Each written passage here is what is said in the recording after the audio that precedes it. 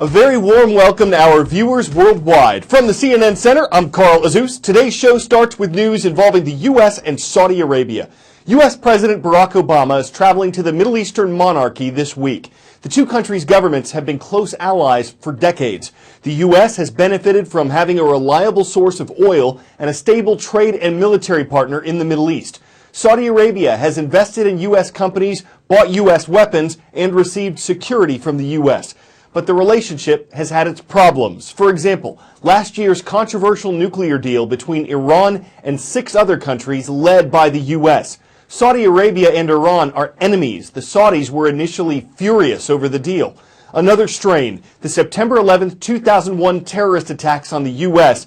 15 of the 19 terrorists who hijacked American planes were of Saudi descent, and part of a congressional report on those attacks remains classified in the U.S. government. Analysts suspect that the 28 secret pages could reveal foreign support, possibly Saudi support, for the hijackers. In fact, there's a bipartisan bill in the U.S. Congress right now. It would allow families who lost loved ones in the 9/11 attacks to sue Saudi Arabia in federal court. If the bill passes, President Obama has threatened to veto it. Part of the reason, timing. The issue of the 28 pages in the 9/11 Commission come at a very, very sensitive time in U.S.-Saudi relations at the moment. President Obama about to arrive here, intense mistrust between the Saudis and the United States. That's been developing through President Obama's presidency. So the issue right now, the Saudis saying that they would pull $750 billion of investments in the United States if these 28 pages were made public. These 28 pages, we don't know what they contain. Is there a smoking gun in there that says the Saudi government somehow knew or supported or funded the 9/11 hijackers? Does it allude to the fact that they're perhaps just rich Saudis offered and gave their support for that attack? It's not clear. But at the moment, the Saudis distrust the United States because they don't think the United States is a reliable ally in the region. They've formed their own Sunni Muslim coalition, 34 nations. They've massively ramped up their defense and security spending, now the 3rd largest defense and security spender in the world. So this is a tough time in that relationship. From the Middle East to the Far East, our next stop's in North Korea, a country under a series of penalties or sanctions for its nuclear program. The international community wants North Korea to quit developing and testing nuclear weapons and the missiles that could carry them.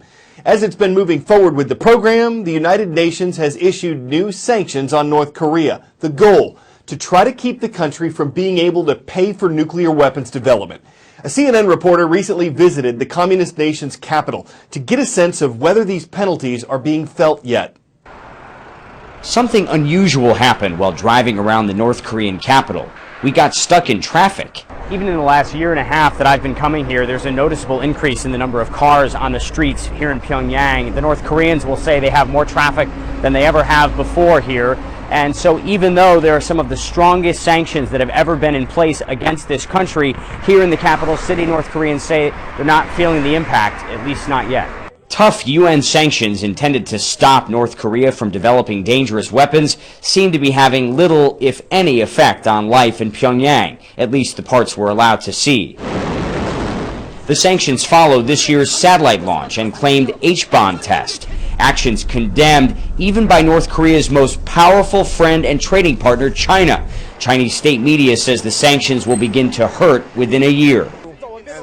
And trying to see for ourselves how a CNN crew in this Chinese border city last month could not independently verify if cargo to North Korea is being inspected, as the sanctions require.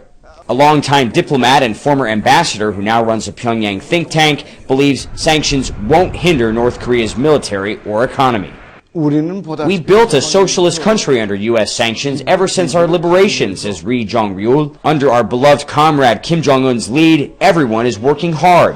He's ordering more weapons tests, including a recent apparent failed missile launch. We assert the U.S. is the real culprit of the aggravated situation in the Korean Peninsula, Ri says, referring to 8 weeks of U.S. and South Korea military exercises. We must defend our supreme leader's dignity, our republic's sovereignty, and our people's right to live, he says, at any cost. The U.S. calls it a path to further isolation and hardship. North Korea calls it the only way to survive. Will Ripley, CNN, Pyongyang. Making one request today at CNNStudentNews.com. That is the way to get on our roll call. We're starting in the South American nation of Ecuador. The capital is Quito, and the school is Alliance Academy International. Hope you're all safe and well. Leesburg, Virginia is up next. Our friends at Belmont Ridge Middle School are watching. Their mascot, the Riverhawks. And from the city of Burlington, Iowa, it's tough to keep up with the Greyhounds. Burlington High School is on the roll. If you think Mars would be a cool place to visit, you are right. Its average temperature is negative 80 degrees Fahrenheit. And just like in the movie The Martian, NASA's trying to see if it can grow potatoes in Mars-like soil. It's also spending about $1 billion a year to develop a spacecraft that could one day take people to the Red Planet. We took a seat inside. Space has never been more accessible. There is a growing appetite for space tourism. And private programs like this one at the National Aerospace Training and Research Center can get pretty much anyone with money and good health ready for a ride to space. Oh, I'm ready. But that's just a quick trip up and down to what's called suborbital space. Welcome home, astronaut. If we want to get to deep space, 3, 2, 1, we have liftoff. that's a whole other challenge. A human hasn't been there in over 40 years. But NASA's looking to change that. It'll stand taller than the Statue of Liberty, longer than a football field. It'll be the most powerful rocket ever built, capable of going into deep space or anywhere else you want to go. They're talking about Space Launch System, or SLS, NASA's new heavy lift rocket. The dawn of Orion and a new era of American space exploration. Together with the spacecraft Orion, which will go on top of the rocket, humans could explore our solar system deeper than ever before.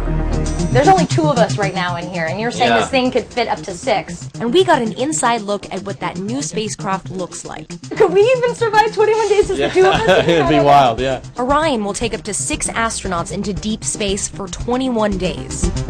Is there any way we can get inside these chairs here, you think? Yes.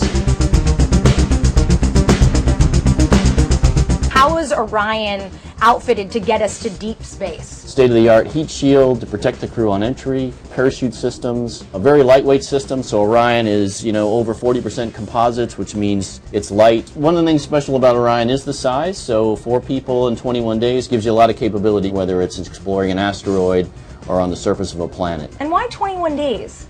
Well, 21 days gets you really into these high orbits around the moon, which allows you to either do missions at the moon or do transfers onto asteroids or onto Mars. So it's about the right duration. For a journey to Mars, the crew would have to transfer from Orion to a larger habitat. If you're going to go to Mars, which is somewhere up to a 1.5 to 3 year mission, you need more volume. You need bigger HAB module, more food. Orion still doesn't have an exact destination. But whether it's the moon or Mars, it's going to take a powerful rocket to get it out there. NASA has already spent approximately $7.3 billion on the SLS program, and each rocket will only be good for 1 mission. A later model of the rocket will be even more powerful and could take us to Mars. The Space Launch System is our path to Mars. Is it our only path? Right now, it's our only path. NASA is testing the engines, and they've already sent Orion on a flight test. The first manned Orion SLS mission is set for 2021.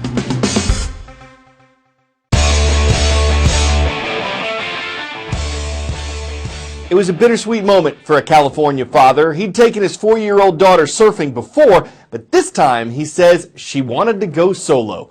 So he set her up off the coast of Southern California, gave her a push ahead of a wave, and she handled the rest like a veteran surfer many years older than 4. Even after the ride ended, the girl described as a daredevil got back on the board herself and tried to catch another wave. Seems her small size is the H2 only thing holding her back. If time and tide won't stop the surfer girl, the sport could be the wave of her future where an ocean of possibilities awaits. I'm Carl Zeus. Thanks for hanging 10 minutes with us for current events.